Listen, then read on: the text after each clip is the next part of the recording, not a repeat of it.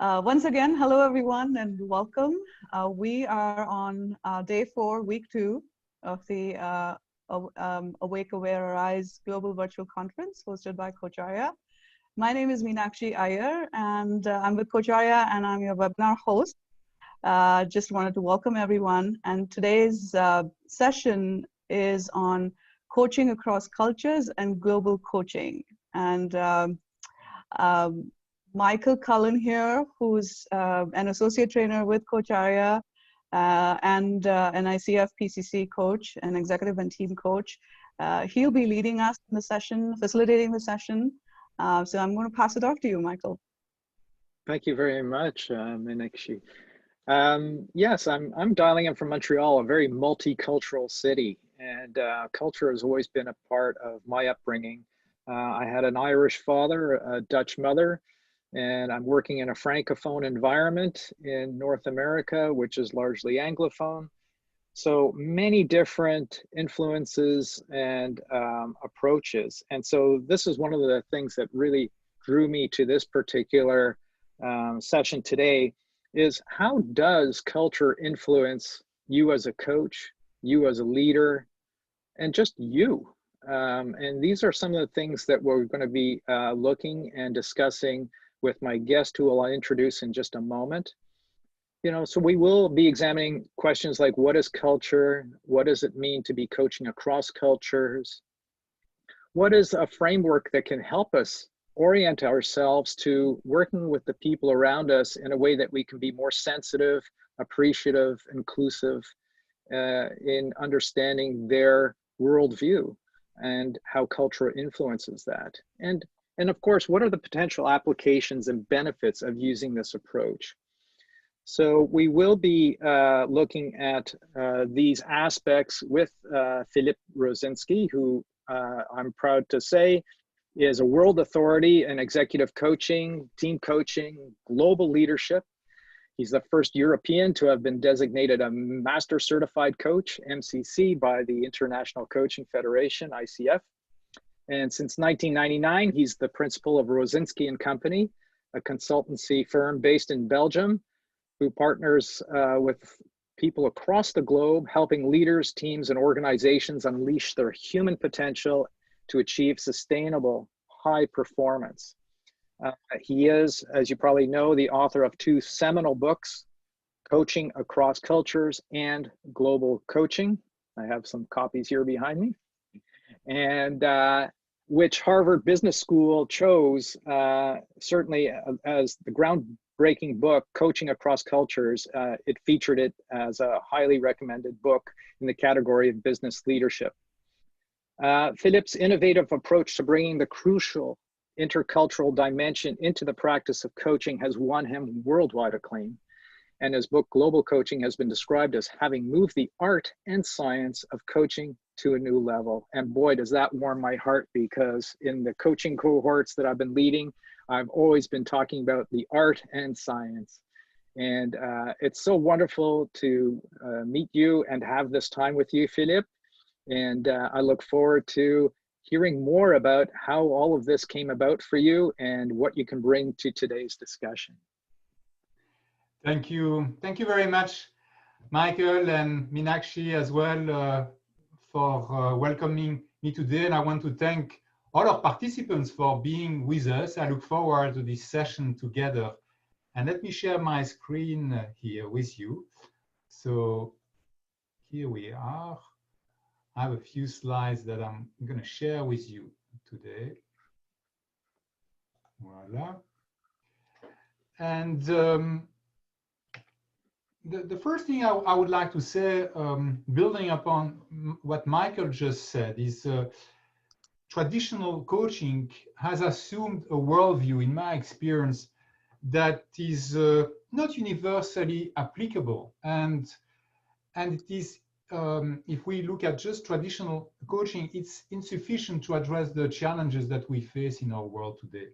I've been a member of the International Coach Federation for a very long time. I have a great respect for the ICF. Until recently, the ICF had among the list of competency direct communication as a core competence for a coach. Well, some coaches I know in the US say being direct is not enough. You need to be blunt when you coach. You need to make sure that people really get it, that you confront them. It also happens that I've been for over 10 years a professor in Japan, and I don't recommend always being direct, because if you are always direct and only direct, what can happen is you can offend people, and the coaching is going to stop very abruptly. So here's just a simple example to say that direct communication is one form of communication, but it's not necessarily a panacea. There is something called indirect communication, which is about maintaining harmony, making sure you don't offend anybody. And that is an alternative. The good news, as we will see, doesn't have to be one or the other. Ideally, we want to be clear in our communication as well as sensitive. But this is just a simple example to say that coaching, as we know it, has come primarily, I have to say, from the US, has had a number of assumptions embedded in it that are not necessarily applicable worldwide, and we need to be aware of this. So what I've tried to do is integrate culture, the cultural perspective, systematically into coaching, because somehow this had not been done before. And not only are we going to talk today about culture, that will be the main focus, but we'll talk also about other perspectives that I believe are important if we are to awake, aware, and arise. If we want to be awake, aware, and to arise to the challenges that we face today in the world, which are very complex in nature, and require looking at them from different perspectives. So just very briefly about my journey. I started as an engineer, in fact. I studied in Belgium, then went to Stanford University, got my master's in engineering, and studied there, and then worked. My first job was in the Silicon Valley as an engineer. Then I came back to Europe, worked as a manager. And something that struck me is that the human potential is often underutilized. And that was the beginning of a long developmental journey. And eventually I started to work as a coach without knowing at the time that what I was doing was actually coaching. Working with people, not just training people and letting them apply this in their own way, but helping them move forward to achieve their goals, their objectives, and learning along the way. Then a few years later, as I said, I noticed that the cultural perspective somehow had been overlooked in coaching, and that became an area of focus for me. And I spoke at a conference on this subject already over 20 years ago. That was in London. Then the book Coaching Across Cultures came out. And a few years later, the book Global Coaching. We'll talk about those books in this session. And there is a tool. I will also talk about the Cultural Orientation Framework Assessment. This one came out in 2006, alongside with a certification program. And I've had the chance to do that in different parts of the world. The new COF assessment came out just a couple of years ago. And I will invite you all to try it out, in fact, at no cost. It's available freely if you want to try it out. So just to state what the goals here are. For a lot of people, when they see the title Coaching Across Cultures, they may have the impression that, hey, this is for people who work internationally, you know, and this is really simply about helping people work more effectively across cultures. That is indeed the case, although we are going to see it's not only a question of national differences. We'll talk about culture in a much broader sense. But beyond this first goal, there is a more fundamental goal, I would say, and that is, for me, that coaching across cultures is a more creative and a more complete form of coaching. The reason for this, what I mean by this, is that culture is not cast in stone. We all have our biases, we all have our assumptions. But the good news is we don't need to fall prey to these assumptions if these assumptions, these biases don't work for us and don't work for people around us. So we have the possibility to go beyond our biases, to learn from different cultures, different ways of working, different ways of communicating, different ways of managing time, different ways of organizing ourselves. We don't need to be stuck with one way. We can learn from different cultures. And this way, We just have more options available, more flexibility to be able to deal with a variety of situations. That's really the essence for me of coaching across culture. So if those of you who thought that maybe coaching across cultures is just reserved for those who work internationally and that's just a niche market, no, it's really for everyone. Everyone who is eager to go beyond current cultural assumptions to just have more choices available. So coaching, I'm not going to spend a great deal of time defining coaching, but I think most of you are familiar with coaching. But for me, it's the art of facilitating the unleashing of people's potential. We as coaches believe that people have more potential than what they are currently able to deploy. And the use of this potential is deployed not just to deploy potential, but to reach important, meaningful objectives. So that would be my definition of coaching. And when I talk about coaches, by the way, I think we have a number of coaches today listening to us. I'm not only referring to professional coaches, I'm also referring to leaders, executive managers who would use coaching as a style of leadership, but even beyond that, who would use coaching as a leadership philosophy, meaning that as a leader, as a manager, I want to deploy the potential that exists in people working in my organization. I see it as my role to help unfold, deploy that potential. And if I do that as a leader, I would also argue that this person is a coach, even if the behavior may not be strictly coaching. Okay? So coaching across cultures then is simply, as I said, a more creative form of coaching, because what we are doing here is unleashing the potential that resides in cultural diversity. If you remember my definition, unleashing the potential in people, here we are proactively striving to unleash the power that resides in cultural diversity. So now I have a question for you, because I'm about to define the concept of culture, but maybe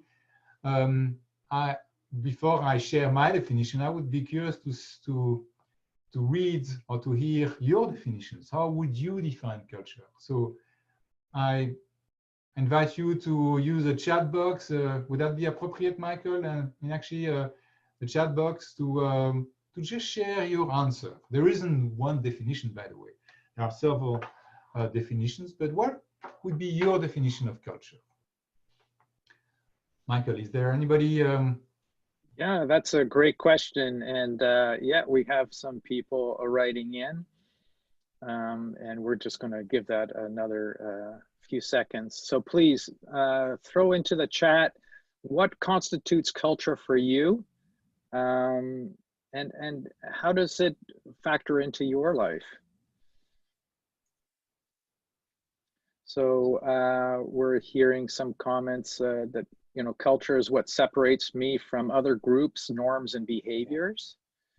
It's an environment within which we operate and work. So I think we're talking about, you know, every company, every corporation has its own culture. Even departments have their own culture within companies, right? You have these like microclimates, collective behavior or a group team, a choice that they make of what to do and what not to do. So I'm hearing a sense of, you know, peer pressure that may manifest itself as a form of culture. Okay. Yeah. All right. So I agree with all of this. Let me just propose a definition here. I think that is consistent with what you have all said.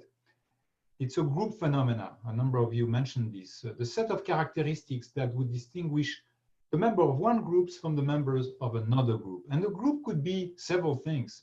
Oftentimes I hear people talking about their culture as if they only had one culture, when in fact we are part of several groups. We could be from a certain nation, working in a certain organization, as you said, Michael, that organization having a culture, a division within the organization having a culture. We could have a certain profession. We could be from a certain generation. So we have different cultures. And in fact, our behavior is typically going to depend on the group we are associated with at a moment in time. With some of my friends, we will tease each other in a way that is acceptable in that context. But if I'm now in a serious business meeting, that same behavior would be unacceptable. Another example I could give is, if I had started this session today saying, I want to apologize, I'm utterly unprepared to speak in front of such a distinguished group, please forgive me. What would you have said? Maybe some of you would have said, hey, this guy is lacking self-confidence. He needs some coaching to become more assertive.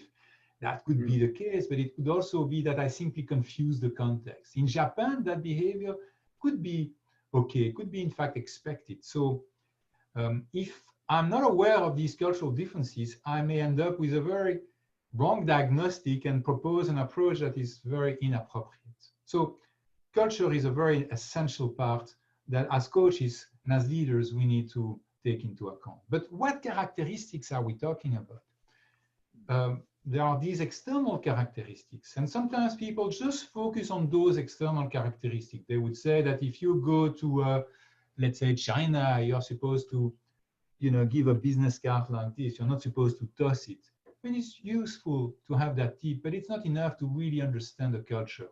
To understand a culture, we need to look at what is below the surface and connect it to those visible manifestations. And here we have norms, values, and basic assumptions. Norms is what is appropriate and inappropriate.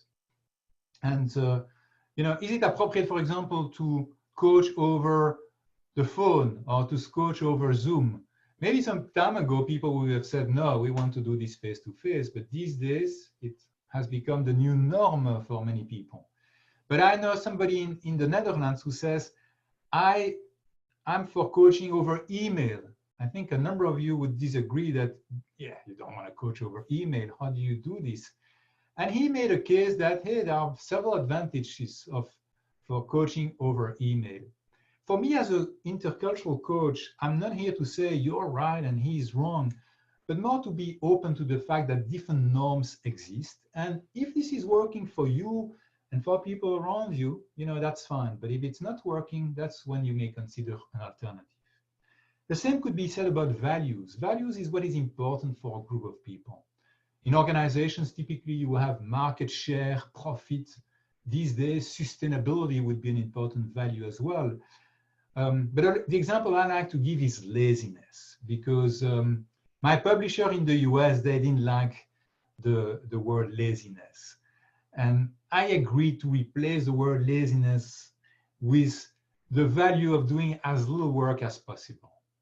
And you could say that's a terrible thing, laziness. But more and more these days, you see people who have burnout, who are on the verge of burnout. And I would argue for somebody who's on the verge of burnout, laziness could be an interesting value to consider at that time. Because if laziness is important for you, then you would slow down, take your time, and maybe avoid a burnout. So this is just a simple example, again, to say that a value that may not be ours could nevertheless be interesting and have some merit. And as an intercultural coach, again, the goal is to be open to different set of values that can have all sorts of merits and that could be useful in different situations.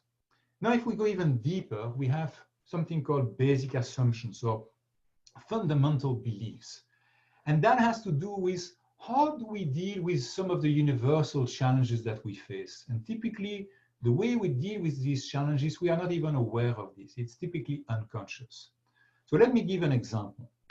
One dilemma that we face, or one of the challenges that we face is what is our relationship with the external environment? Are we in charge of our destiny? Well, in some culture, and I don't mean to stereotype, but in the US, there is this American dream, the notion that if you work hard, if you persevere, you can achieve anything. Tony Robbins wrote a book whose title was Unlimited Power, suggesting that, hey, we have an amazing power. We could achieve anything. Yes, we can. And I think that's a great belief because it often works like a self-fulfilling prophecy. If I believe I can do it, I'm likely to put everything in place and then at the end, amazing success could indeed happen. However, there is a little problem in my experience. In my experience, we don't always have all the power. And there is indeed something that could be called luck or fate, however you want to call it.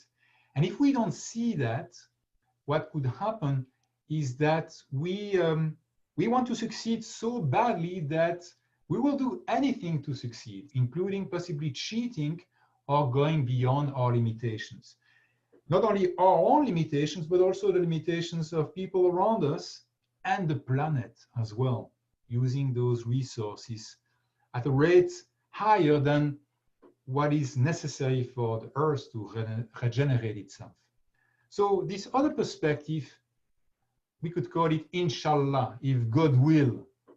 Now, if we take this literally, we are in trouble because we can all stop working because we are not going to make a difference anyway. So I'm not going to suggest that.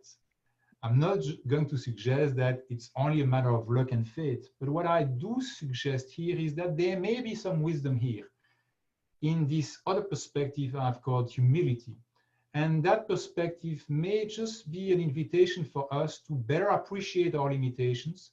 And yes, if we succeed, maybe we are going to be less proud because we know that we cannot say it, we did it on our own. Probably other people have helped us, have made it possible for us to have this success. But if we fail, we are not going to be that miserable because we have done our very best and that's all we could do.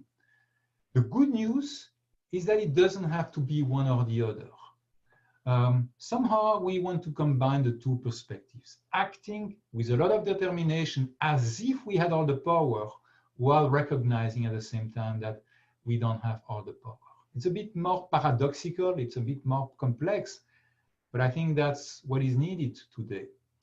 And if I can make a connection with the COVID crisis that we are experiencing today, control on the positive side would mean that we take responsibility. We do whatever we can to help avoid the propagation of the virus and to find solutions. That would be the positive side of control.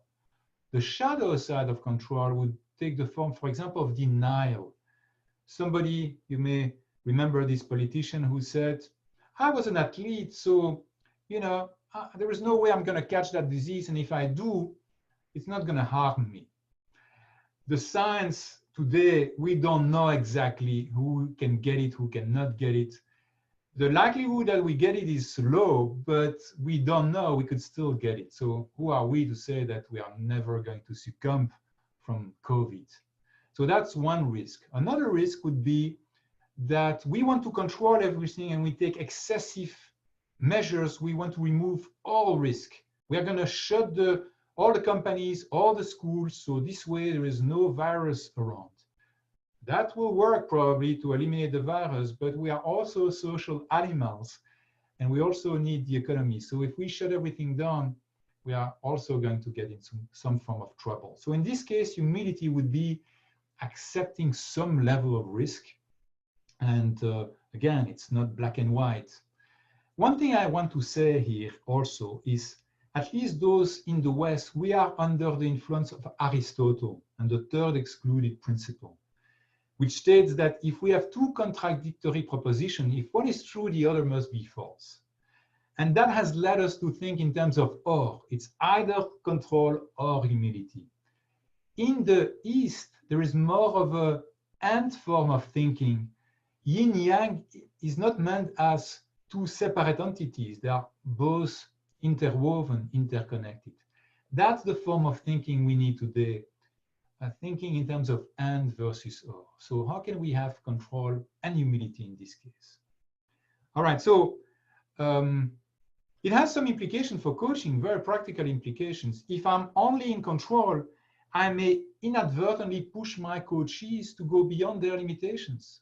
And I think I'm serving them, but in fact, I may harm them inadvertently. We see that often with sports coaches. So this has very practical implications as well.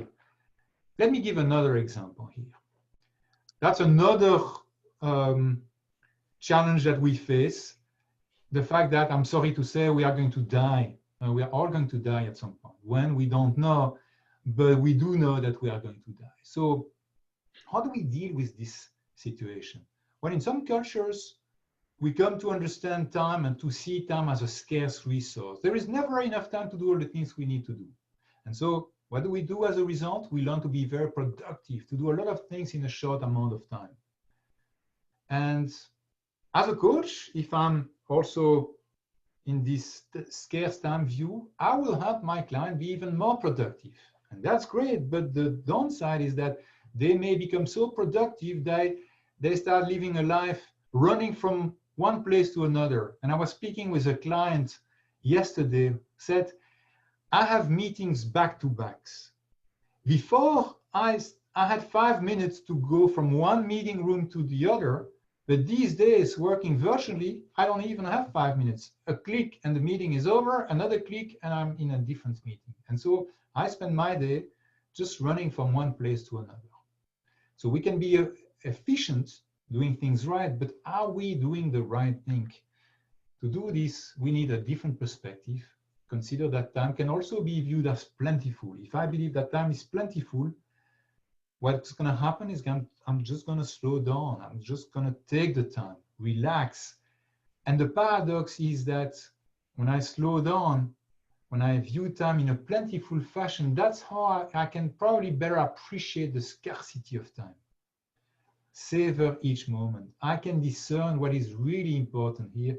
I can be effective, focus on the important things, being effective, doing the right things, as opposed to just doing things right. And again, it doesn't have to be one or the other, but this has practical applications.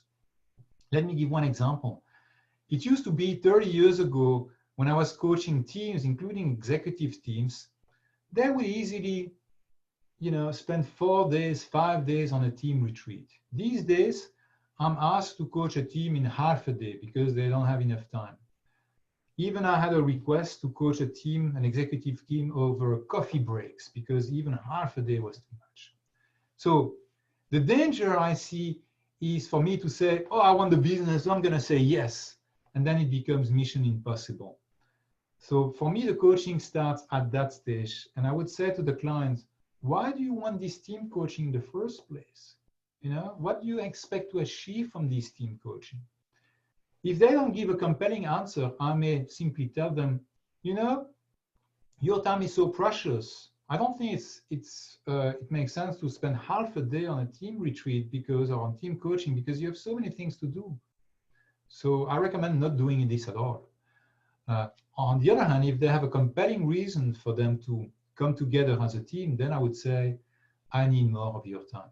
So we can also take the time to get to know each other, build relationship, take time to reflect, as opposed to just trying to cram many activities in a short amount of time.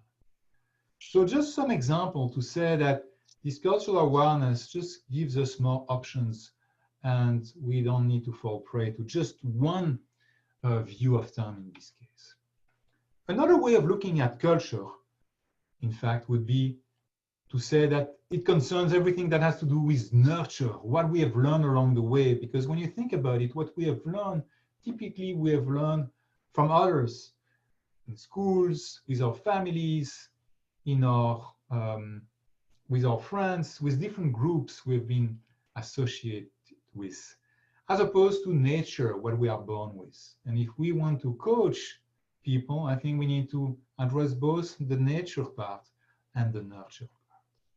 All right, any question so far? Before I share, let me tell you what's coming up. I want to share a vocabulary to navigate the cultural terrain, because at a very practical level, I found that is what is missing. A lot of people don't know how to address this concept of culture. There are so many things we can talk about, so many values, norms.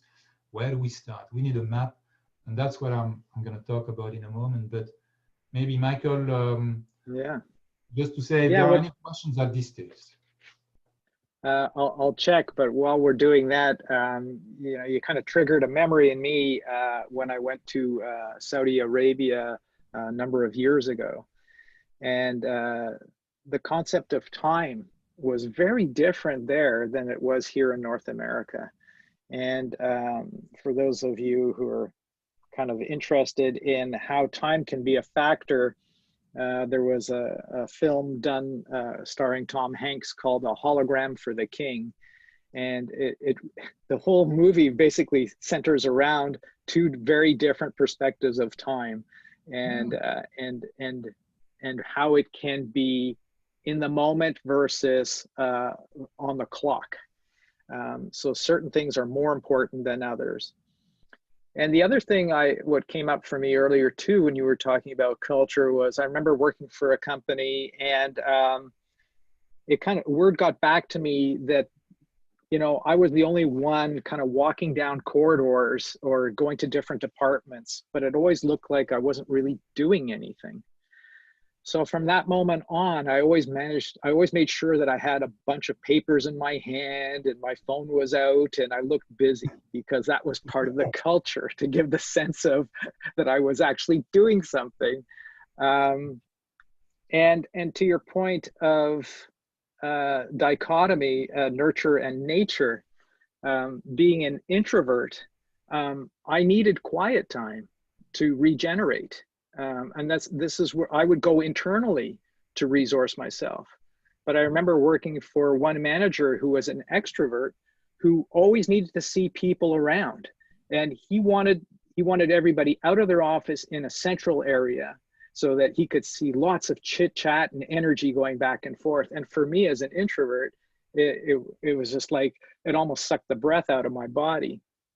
So you have culture, but there's also, like you said, the nurture and the nature. And when those combine, it becomes a very complex and nuanced approach that one has to be sensitive to. Thank you, Michael. And indeed, what you said, extroversion, introversion, according to Carl Jung, we are born with those preferences. And so that would be more on the nature side. And here we are looking at that as well as the nurture. So understanding the similarities we have as well as the differences in these two areas. So let me say a few words about this map, which I call the cultural orientation framework. But before that, we are not going to be able to look at the entire map. So what we need, because there is so much we can talk about. So what we are going to focus on is some of the salient points in the map, in the forms of cultural orientations, which I define in this way: the inclination to think, feel, or act in a way that is determined by culture, or at least influenced by culture. And I gave some examples already: direct versus indirect communication, scarce time versus plentiful time, control versus humility. Those are all examples of cultural orientations. And Edward Stewart and Milton Bennett's research show that the core difficulty in cross-cultural interaction is simply a failure to recognize relevant differences. Oftentimes, what happens is we are uneasy with somebody from a different culture, could be from a different country, different generation, but we are not necessarily able to pinpoint what is specifically the difference here. If we are able to pinpoint the difference, we have already gone a long way, because then it's just a matter of reconciling the differences that we have identified. So just the simple awareness, and that's part of the theme of the conference, awareness, that alone is already very significant. And so here, if we look at this model, cultural orientation framework, I've not reinvented the wheel. What I've done is built upon the work of many interculturalists, Talcott Parsons in the 50s, Kluckhohn and Schrottberts in the 60s, Edward Hall and others. All these references you'll find in the book Coaching Across Cultures. But I've looked at cultural orientations in 7 categories, which I think you will agree with me are important for coaches as well as for managers and leaders, to realize that there are different ways of communicating, different ways of organizing ourselves, of managing time. It's important to realize that there are these differences.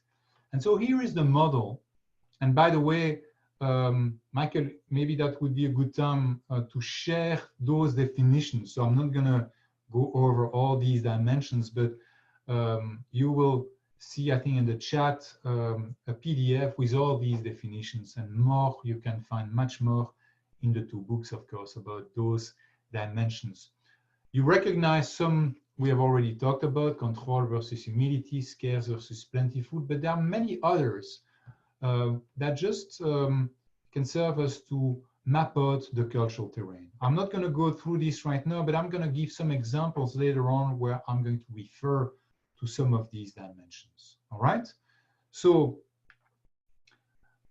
in fact, I mentioned the tool you are all invited to try it out. There is a possibility if you go to cofassessment.com to take the complimentary COF assessment. So there is no cost involved. But let me tell you, you're not going to receive a report with telling you you are like this and you should do this and that. That you are not going to receive. What you will receive is results, for me, which don't matter per se. What matters is the coaching conversation you can have with those results, the reflection you can have with these results. That's what really matters. All right, and that we have already talked about. You gave an example earlier about that. But what I want to mention and talk about now is the fact that if we look at coaching across cultures or intercultural coaching, there are several levels of applications. The first one would be the individual level, and it starts with self-awareness, coaching ourselves. But of course, coaching one-on-one would be extremely important as an application for intercultural coaching. So I'm going to give you in a moment the chance to do some self-reflection. It's just going to be a little time to give you a taste for this. Okay, so we'll do this in a moment. But let me first mention another area of application that is very important, and I will share some examples as well, is team coaching.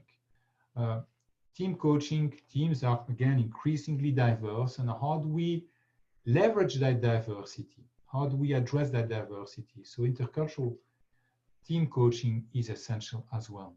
Another area of application is organizational development. So I'm not going to have probably the time today to go into much detail here, but I just want to mention that if you look at the statistics for merger, acquisition, and alliances, it's just appalling. A majority of those ventures fail, and according to several research studies, the number one reason is culture. The good news is that that doesn't have to be the case. It doesn't have to be the case. We could turn these failures with all the financial cost and human misery into successes if we use intercultural coaching. And when we do all this, by the way, I think we can all bring our modest contribution to help promote a bit more unity and diversity in society and in the world today. And if you look at the world today, I think that would not be a luxury. We could use more unity and diversity, and we all play our part to address this. Okay, so let me just focus on the individual element here. And if you have an opportunity to take the assessment, you will see that you get results that look like this. And I just want to show you one result here to give you a sense of how this can be used. For example, this is the first dimension, control, harmony, humility. If you remember what I said earlier, control is this idea that I believe I'm very much in charge of my destiny. In this case, on the left-hand side, you see somebody who has a clear preference for control, meaning that the person believes, yes, life is what I make of it. I have unlimited power. I can achieve anything. It's just in me. It's not just a question of fate and luck.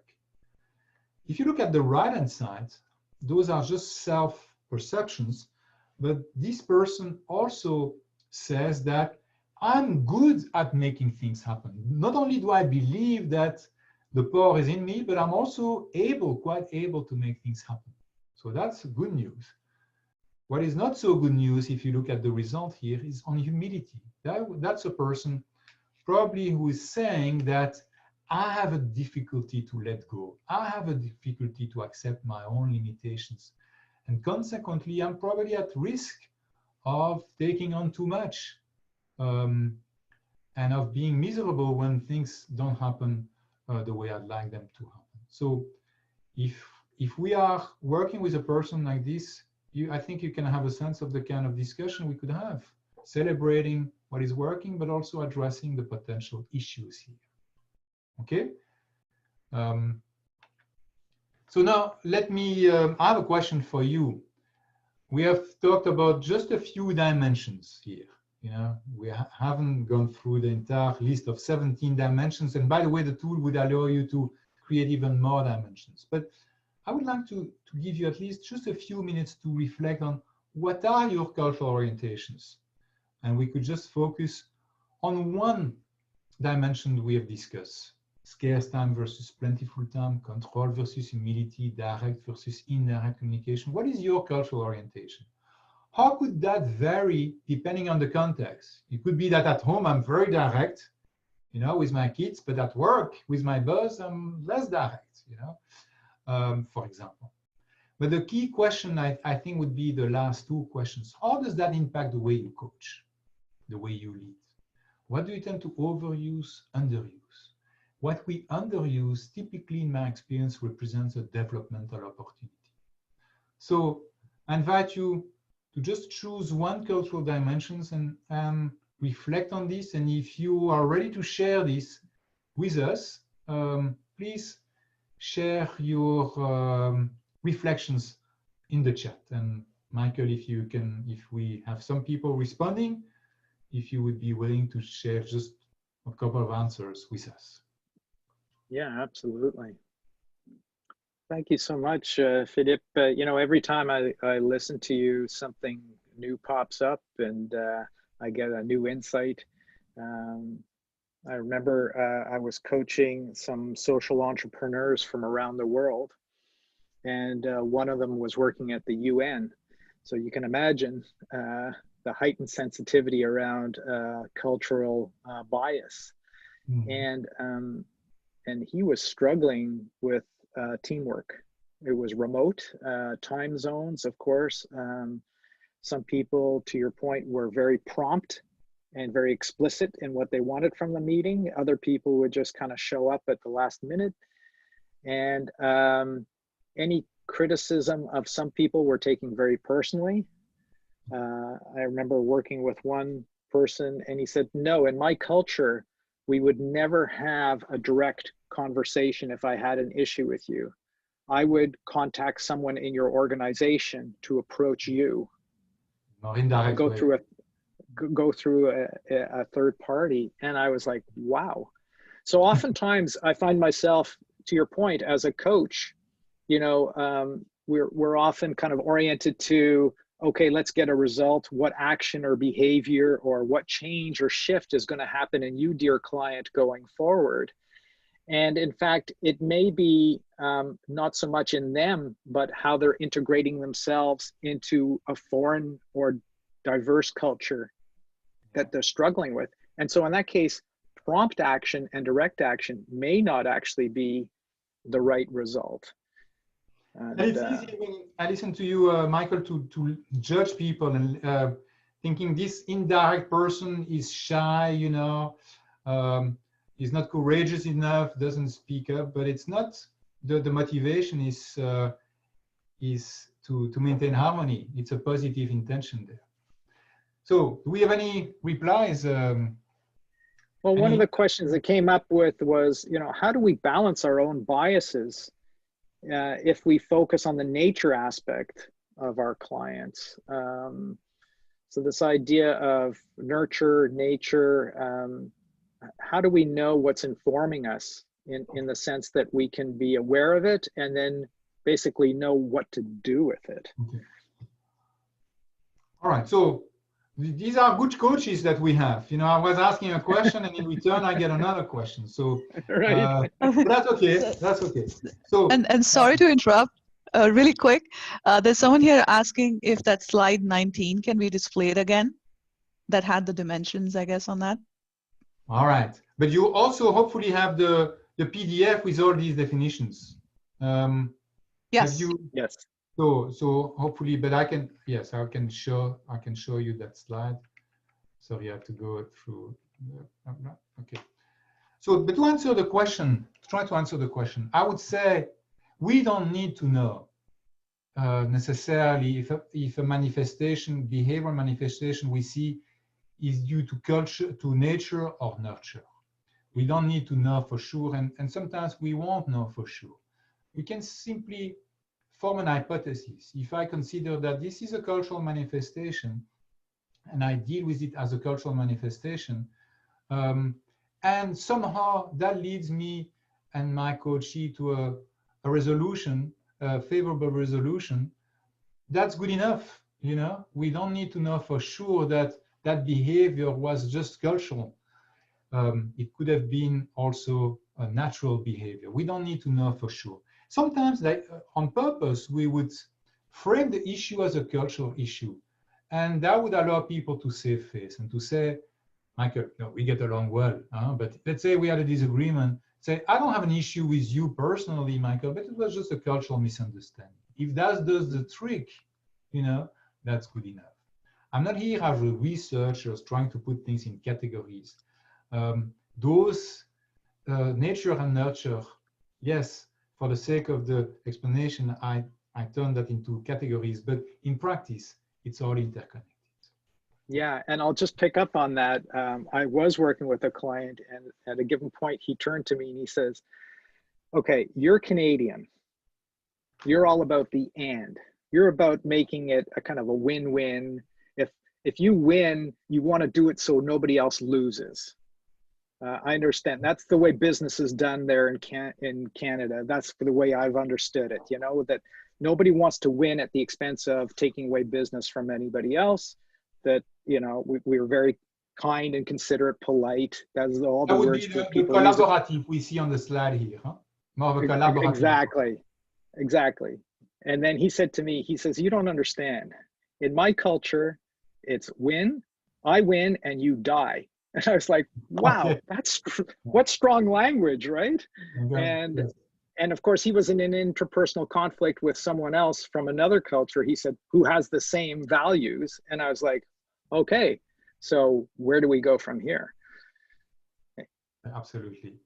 So here the vocabulary here we could use is competitive collaborative to describe that.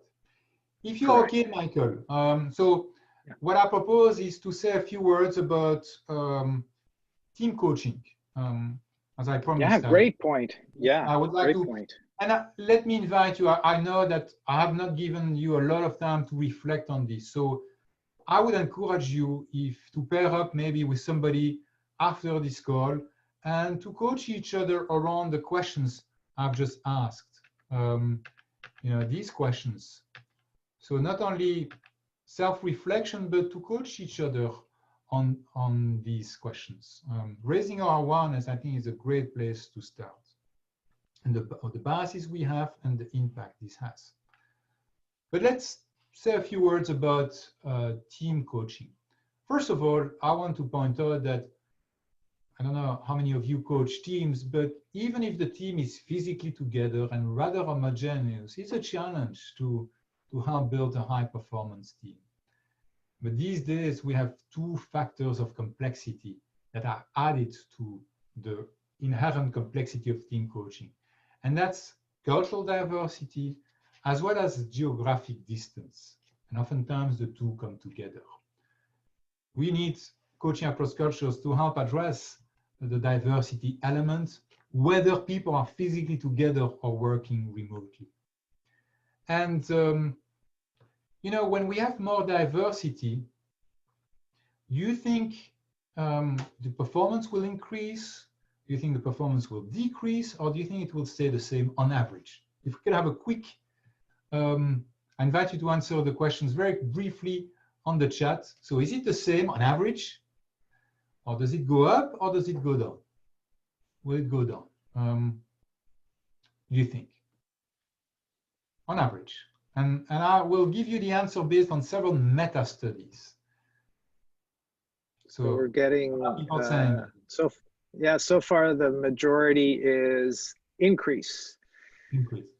Well, yes, I would hope that would be the case, but there's a reality. It doesn't affect team performance because sometimes it goes up, but sometimes it can go down as well. And the reason for this, when you have more diversity, you also more challenges, more misunderstanding, more conflict. Also, you need more time to make sure we understand each other. And when you spend more time to make sure everybody understands each other, that will tend to decrease the performance. And if I can share very briefly, there is another phenomena, a more subtle phenomena, which is called the confirmation bias. Even if you have different views, that doesn't mean people are going to come together. There was an experiment done at Stanford University with 48 students. 24 students were for the death penalty, 24 students against the death penalty, and they were presented with two fake studies, purported studies. One study advocated the death penalty, and the other study advocated against the death penalty.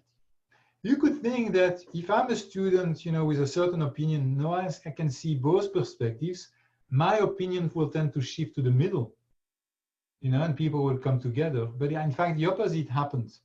What happens is, if I'm for the death penalty, I'm going to pay attention to the study advocating for the death penalty. The other study I'm going to dismiss. I'm not going to pay attention to it. So I'm even more reinforced in my initial belief. And the same is true if I'm against the death penalty. So you see also on Facebook these days, or other social media, people tend to spend more time looking at things that reinforce their own beliefs as opposed to reading things that would be contrary to their beliefs. And as a result, we end up being more polarized. When we come together, sometimes we don't come together for the right reasons. It could be simply a pressure to conform. We censor ourselves. We don't dare to share a different view. Or, and that's the Abilene paradox you may have heard about, that's the story of somebody who proposed to go to a place called Abilene. He didn't really want to go there, but he thought the other would like it. And the others, they didn't want to go there, but they thought, since he has proposed that, he wants to go there, so let's go with him. And they go on this terrible journey, and eventually they realize that nobody wanted to go there in the first place. So we have a lot of pressure to conform. And so those are two pitfalls: going apart, coming together, but for the wrong reasons. So what is the antidote for that? Well, what we need is cognitive diversity, being able to look at things from different perspectives.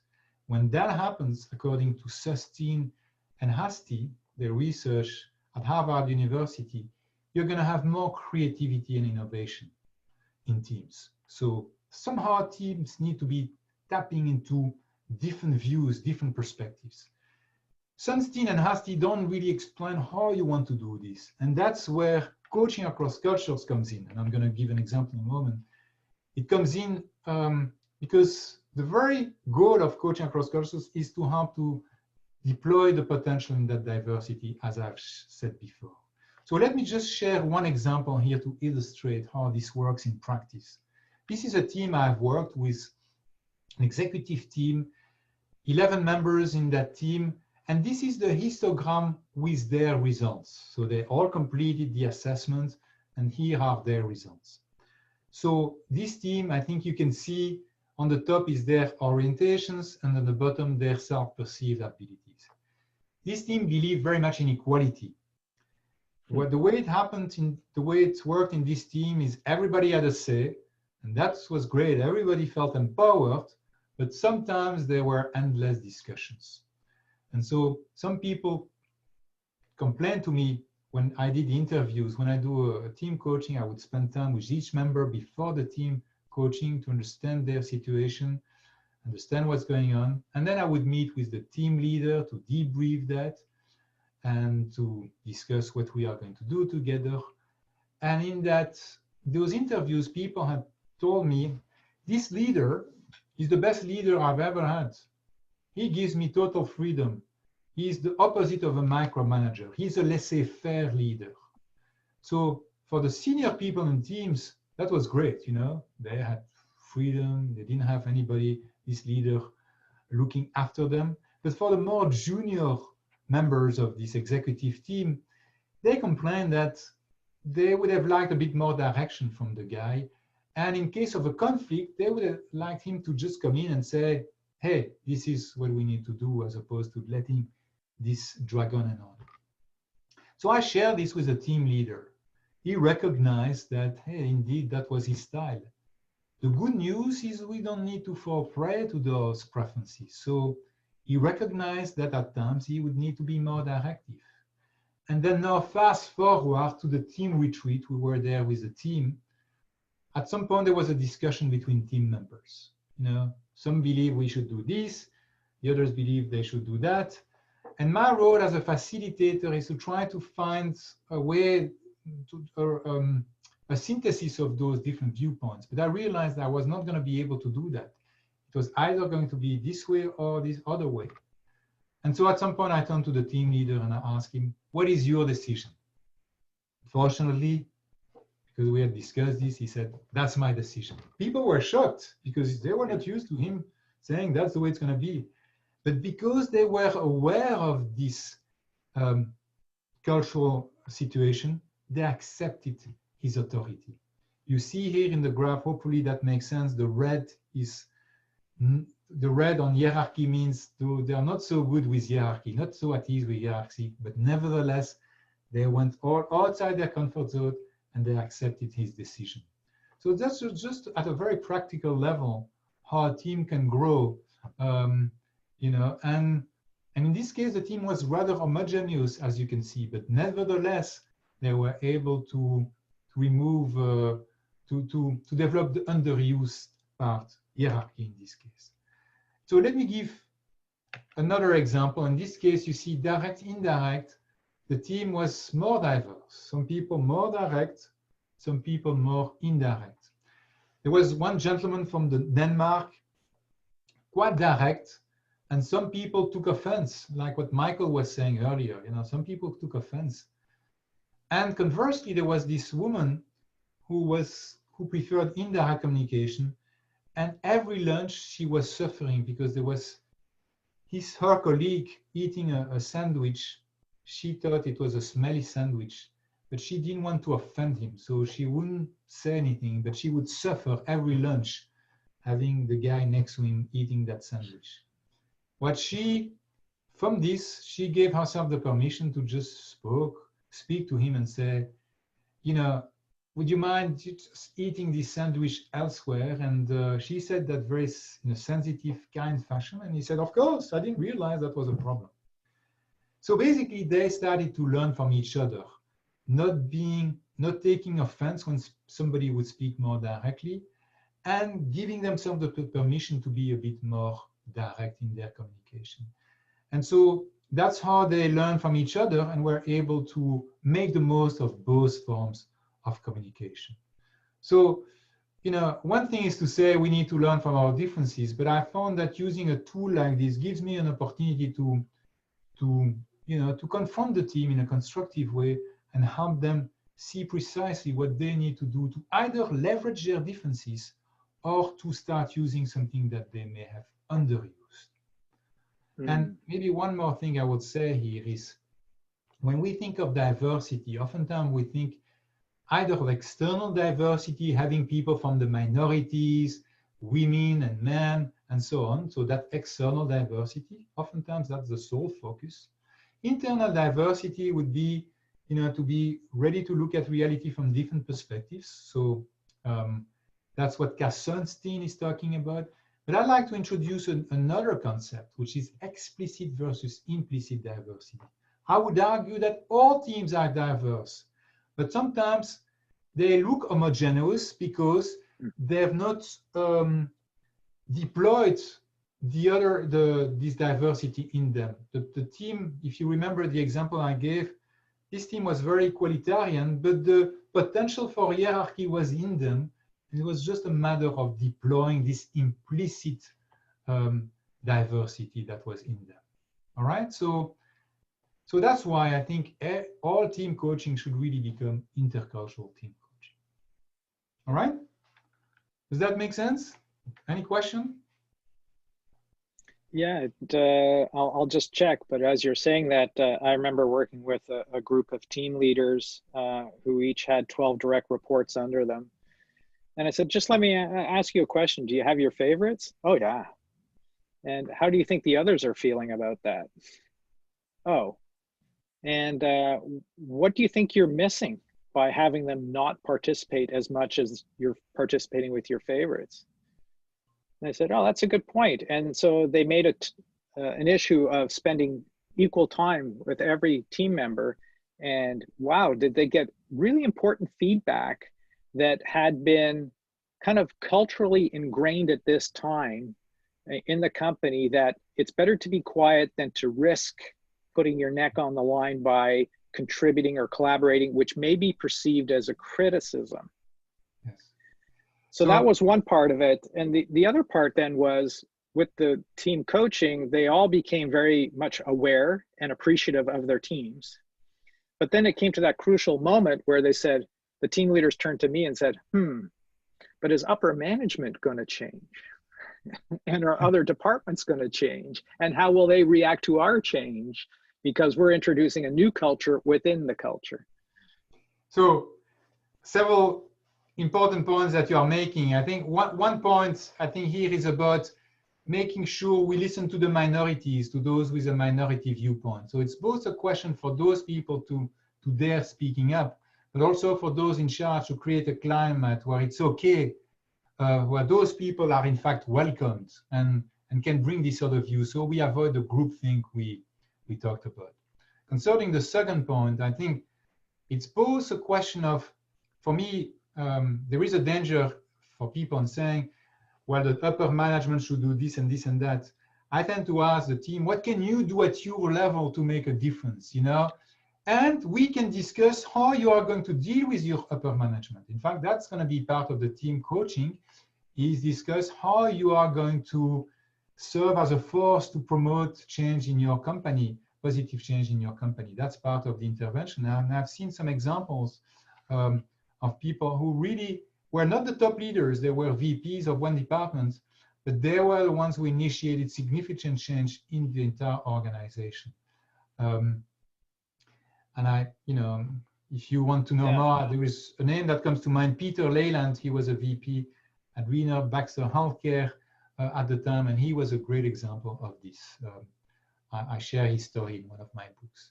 But I think these I'm going to ask as rhetorical questions because I want to move on and talk about global coaching. But the question I would ask teams, if you had your collective results, what are your strengths, assets that you want to celebrate? What may be your pitfalls? How can you capitalize on your strengths and address the pitfalls? We cannot be perfect. Of course, we cannot be great at everything. But the question is to ensure that we are clear about our vision, what we want to accomplish, and that our culture can help us achieve that. So anything that could be in the way of achieving our vision needs to be addressed. So in the example you gave earlier, Michael, maybe being collaborative is enough. We don't need to be also great at competition. Maybe that is enough to do the trick. But in some cases, it may be necessary, the example I gave here, to have both equality, the strength of equality and hierarchy. So let me maybe take the opportunity to say just one word about diversity and inclusion, because that has become a theme we often hear about. I just want to briefly share something we evoked already. To be included for me is, of course, to be part of the group. That would be the minimum, but hopefully you want people to feel welcome in their diversity, feeling they belong, and not only that, but feeling they can thrive in that environment, that everybody can have a contribution. When you have that, that's when you can have real, true unity, not just uniformity, a bland version of unity, but true unity, a synthesis of the differences. That's when you have the creativity and innovation that Cass Sunstein talks about. But then I think now may be the time to say a few words about global coaching. We promised we would do that. And as a transition, I would just say that we live, that's a cliche, in a VUCA world, volatile, uncertain, complex, ambiguous. You've all heard this. But I think we need to address that, a new VUCA, which would be composed of vision. And by vision, I mean here having a clear sense of purpose, of meaning, and something that would need to be sustainable to be able to continue to live and to thrive in this planet. We need unity. I just spoke about that. We need coaching. I think we can all make a difference, unfolds people's potential. Awareness is important, not just awareness of our personality differences, but cultural awareness is essential.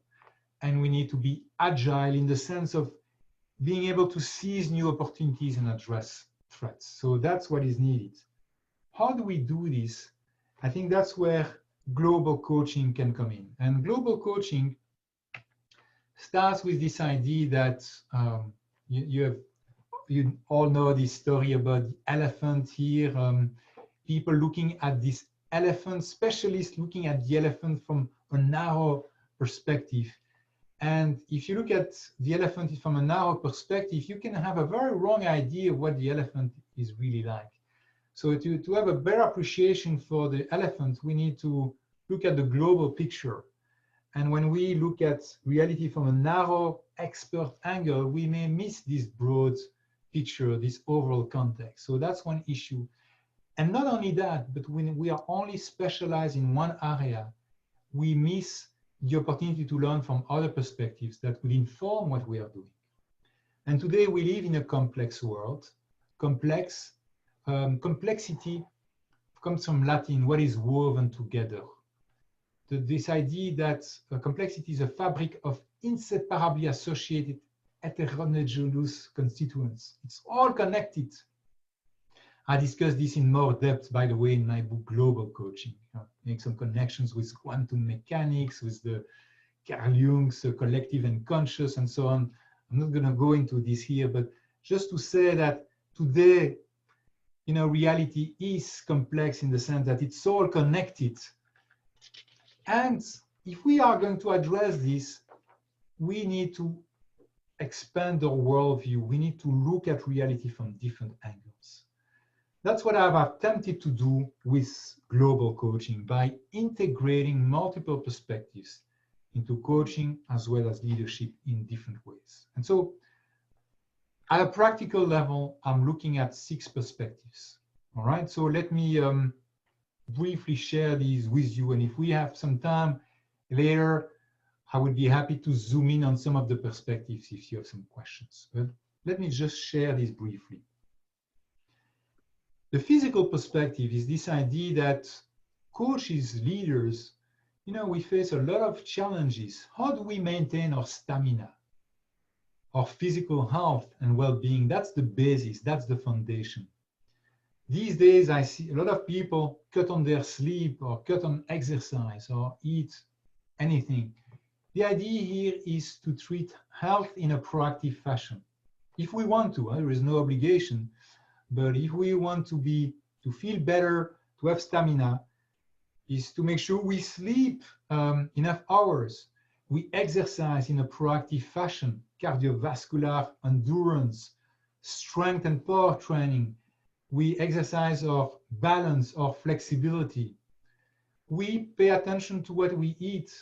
A plant-based diet, low calories, for example, high in unrefined carbohydrates. There are a number of things we can do so we can stay healthy for a long period of time. There is no guarantee.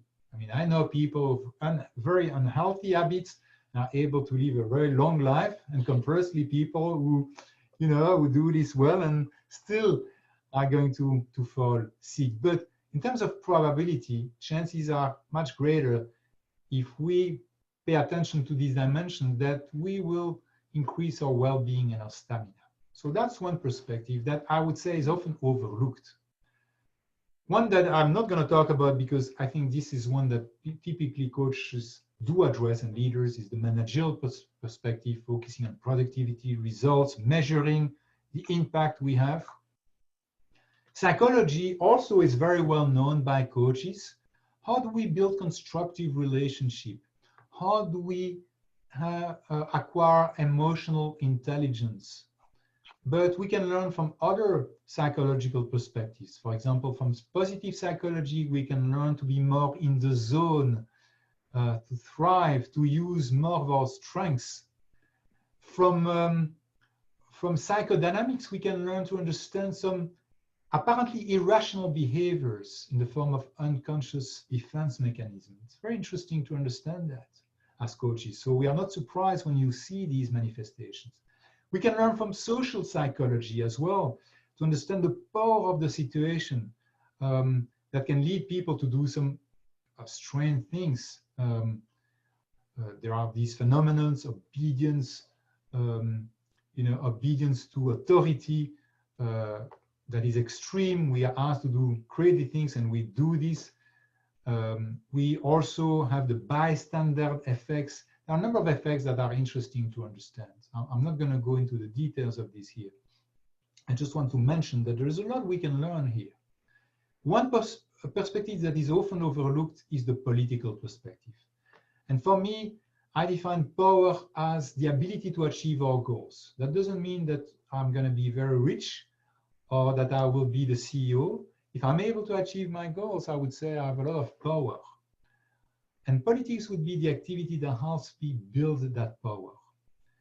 Oftentimes I see leaders and managers who are just doing great work, but they overlook this dimension.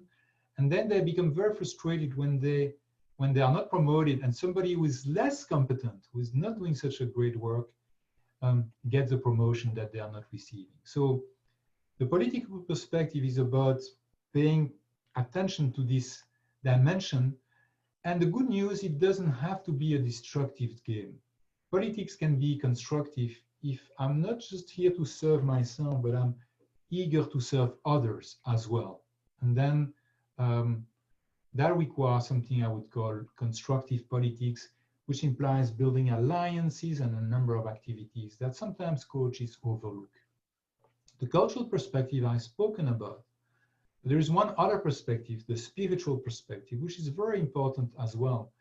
This is about meaning and purpose. This is about how do we deal with some of the existential challenges that we face, ethical dilemmas that we face. How do we feel more connected with ourselves, with others, with nature? That's important. How do we do good by doing well? So it's not just achieving our goals, but it's making a positive contribution today. So all these perspectives I find are quite important in coaching. And let me just illustrate this with one example. Let me take a sip of water. Yeah. If somebody, for example, is stressed out, a traditional coaching approach would be, if you are familiar with transactional analysis, to help the person realize that maybe he or she is stressed out because he or she always wants to be perfect. And that creates a lot of pressure because it's difficult to always be perfect. So the coach would help the person give himself or herself the permission to make mistakes at times, to not be perfect, to just be effective. If 90% is enough, you don't need to get 100% all the time. Sometimes people are stressed out because they want to please everybody. If I want to please everybody, I may forget to take care of myself. And then I'm no longer going to be able to please others. So the coach here could help the person give himself or herself permission to take care of yourself. And some coaches are just going to stop there. And even with that psychological perspective alone, they will make a huge difference. But if we look at global coaching, we are not going to stop there. Again, we may invite the person to engage in some physical activities that will also help to reduce the stress level. From a managerial perspective, we will help the person shift their leadership style so they are able to delegate effectively to others, so they don't have to carry all the burden themselves. From a political perspective, sometimes we may feel stressed out because we lack power in the situation. But conversely, if I have more power over the situation, I'm going to feel less stressed out, and that may require building proactively alliances with others. From a cultural perspective, I may recognize that I have a preference for control or for scarce time, and that can also generate some stress. If I give myself the permission to slow down, or if I give myself the permission to just let go, my stress level will diminish as well. From a spiritual perspective, I may be stressed out because I'm doing things that are really against my core values, that really don't have necessarily meaning and purpose. I'm just on automatic pilot, doing what I'm asked to do. If conversely, I'm able to live a life that is closer to what I truly want, that is meaningful, purposeful, that contributes to creating a better world here for all of us, I will feel less stressed out. So you see, I think hopefully you get a sense that combining these perspectives can give us something that is more powerful as an approach. I have some good news and bad news though. For those of you who thought that coaching, we don't need to know much, we just need to be present, we listen and we have some good questions and that's it, we don't need to know much. That's not going to be enough. We need to learn much more.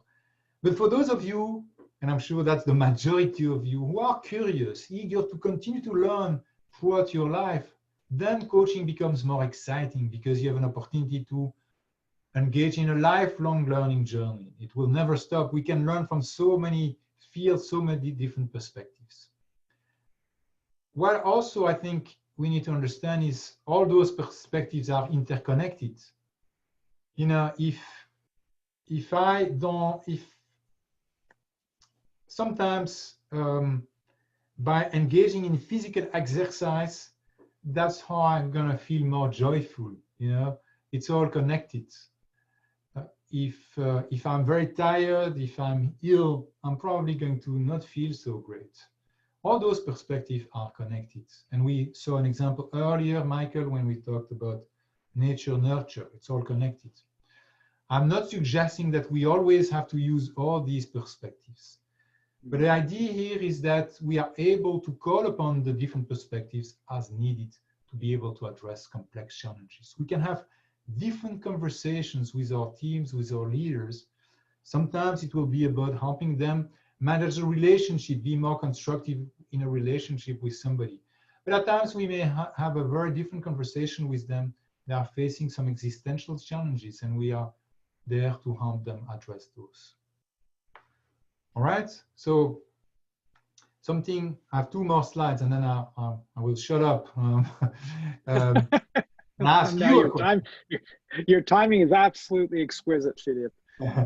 So I want to say, for those of you who are familiar with adult developmental models, there are different models out there, Erik Erikson, Robert Keegan, different models. But one of the characteristics of the higher stages of adult development is this capacity to look at reality from different perspectives, to understand the paradoxical, complex nature of reality, to serve multiple stakeholders. When I'm coaching my client, I'm not just there to serve these executives, but also all the stakeholders that this leader is meant to serve. So we need to be ready to look at reality from multiple stakeholders' viewpoints and from multiple perspectives.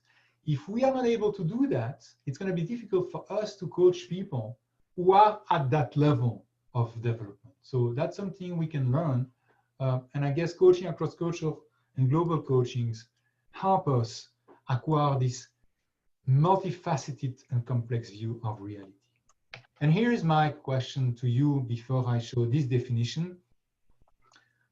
So to define global coaching, it would be an integrated approach calling upon multiple interconnected perspectives to unleash human potential towards meaningful pursuits. And it's both to help people achieve success, but also define success. What does it mean to be successful? Is it just making more money, becoming the CEO? Is that all? Is it also about making a positive difference in the world? So whatever that means, and we want to reflect. Sometimes the goal could be that we appreciate what we have already. It's not that we want something else, but we are better able to appreciate what we have already. So here's my questions to you. I've briefly shared these 6 perspectives with you, but hopefully you are already able to have some insights in terms of what are the perspectives that you are currently considering in your coaching, in your life?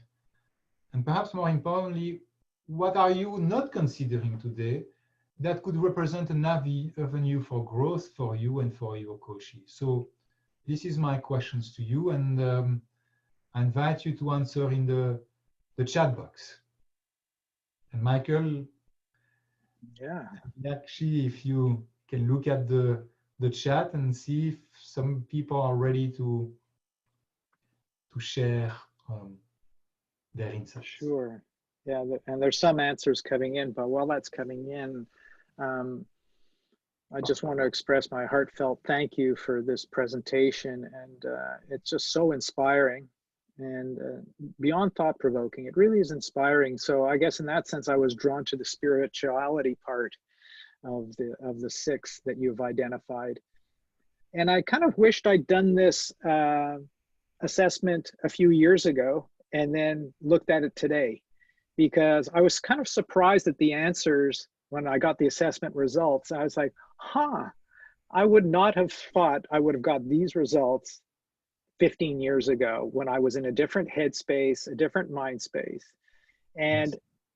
you know, you're talking about global coaching, you're talking about coaching across cultures, and it all came into sharp focus, of course, because of COVID, that we are so now interconnected in more ways than we ever really considered. You know, it was usually, well, we can always find a McDonald's somewhere in the world.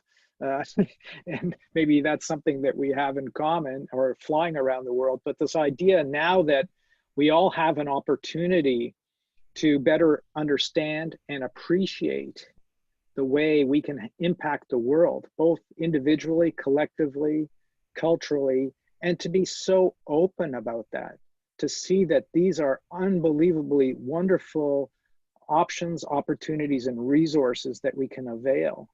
And certainly, to your point, as I'm looking at that question, one of the things I will definitely start being more conscious of and considerate of are people's cultural or the cultural context that they're bringing a coaching topic to the discussion. So one of the responses was living an ikigai life. So if you're familiar with ikigai, it's the sense, having a sense of purpose match with your talents, interests, and strengths. Absolutely. Focusing on inclusion and spiritualities with leaders may be a bit of a stretch in the corporate world. So one of the writers, Don here, is wondering how do you kind of introduce that, or do you fold that into a coaching dynamic? You know, what is your sense there, Philippe?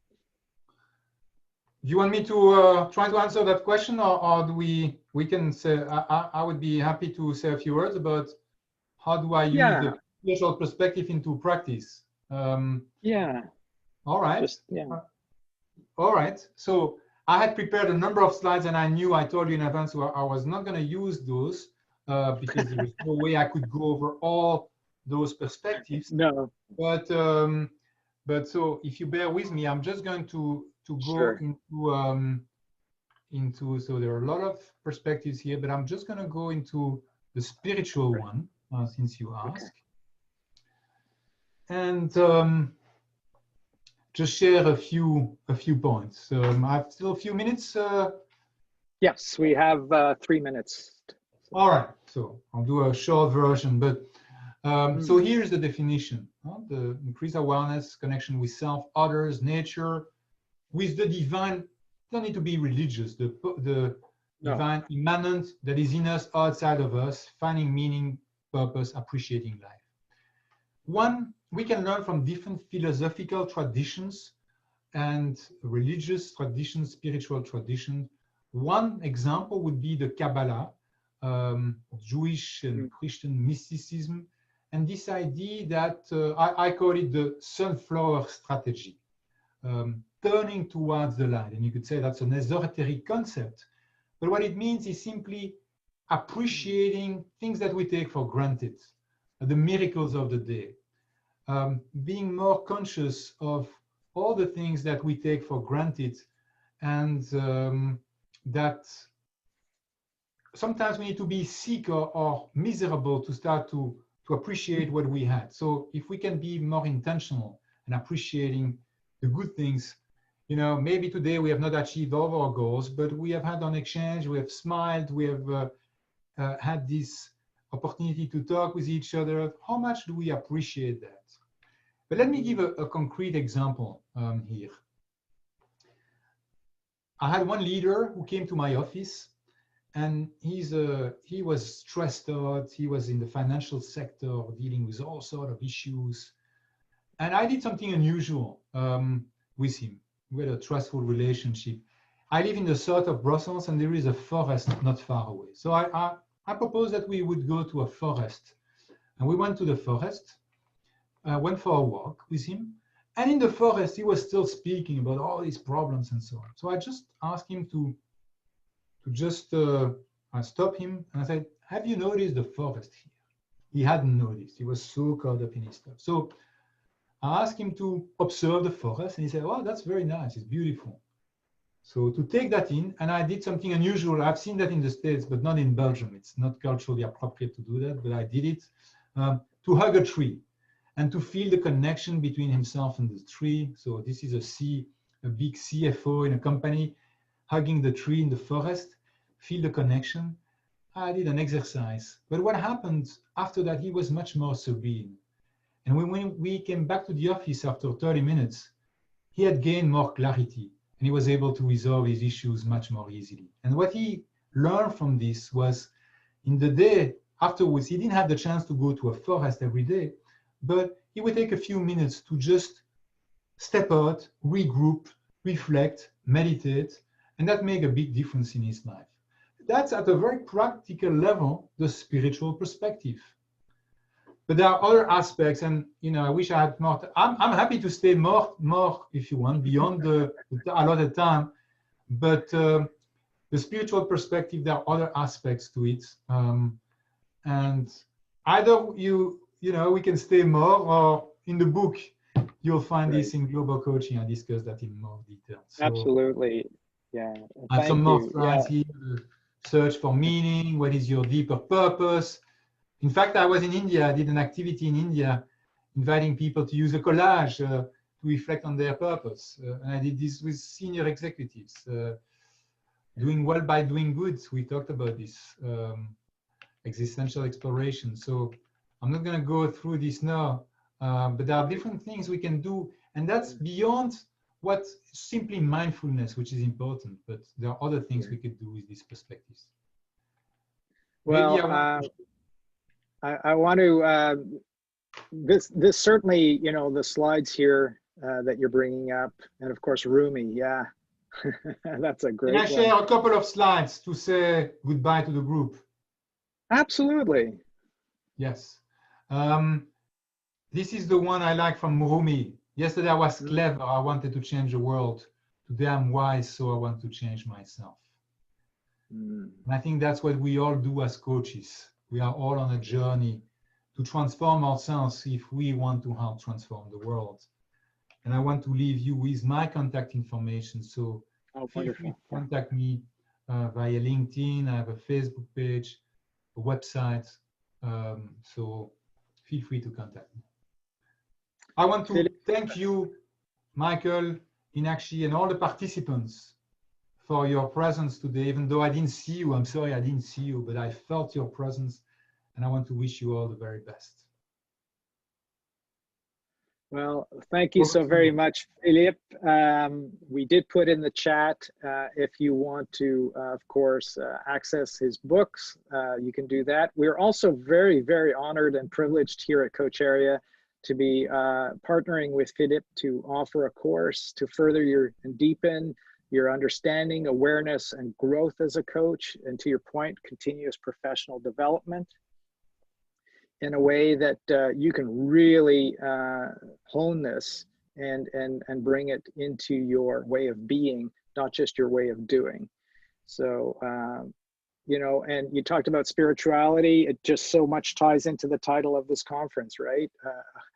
Be awake, aware, and arise. And so what is it that you can do to turn towards your own light and to have others shine their light, that you can be open to receiving it, and basking in the light of cultural differences, diversity, and options, opportunities, and resources. So thank you so very much again, Philippe, and all the attendees who contributed to the chat room. I know we didn't get to all of your questions and comments, but we certainly do appreciate your participation. And with that, I'll just put it over to Meenakshi to wrap up the session. Thank you. Certainly. Thank you. Thank you so much, Philippe. This was just absolutely phenomenal.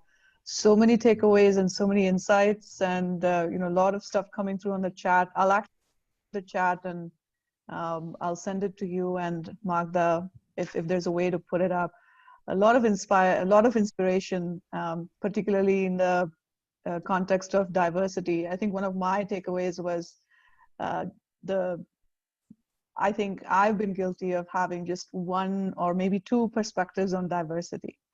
But the concept of cognitive diversity, the way you expressed that was just phenomenal. And I'm culturally diverse, which was very interesting for me. And those are the kind of comments we were hearing on the chat as well. Everybody is leaving feeling very inspired.